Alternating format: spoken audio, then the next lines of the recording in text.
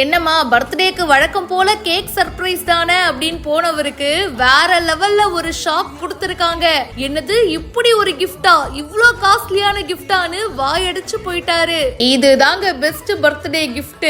Birthday கிஃப்ட்னா அவங்க மனசுக்கு பிடிச்ச மாதிரி ஒரு விஷயத்த வாங்கி கொடுத்தோம்னா ரொம்ப சந்தோஷப்படுவாங்க இல்லையா? இங்கேயும் அப்படிதான். ஹஸ்பண்டோட மனசுக்கு பிடிச்ச மாதிரி சூப்பரா ஒரு புது பைக்கை இந்த ஒய்ஃப் வாங்கி கொடுத்திருக்காங்க.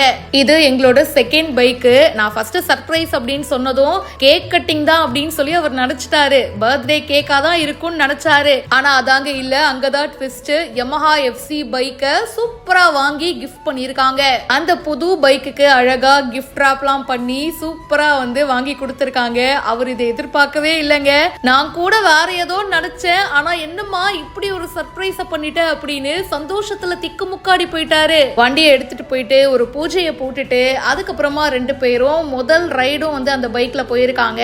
இந்த வீடியோ இப்ப சோஷியல் மீடியால வைரலா போயிட்டு இருக்கு. நிவா மேக் ஓவர் அப்படின்றவங்க இந்த வீடியோவை ஷேர் பண்ணிருக்காங்க. நீங்க சொல்லுங்க, உங்க லவ்ட் ஒன்ஸ் உங்க பர்த்டேக்கு கொடுத்த மறக்க முடியாத கிஃப்ட் என்னது? மறக்காம அதையும் ஷேர் பண்ணுங்க. மேலும் பல இன்ட்ரெஸ்டிங்கான விஷயங்களுக்கு இப்பவே ஃபாலோ பண்ணுங்க.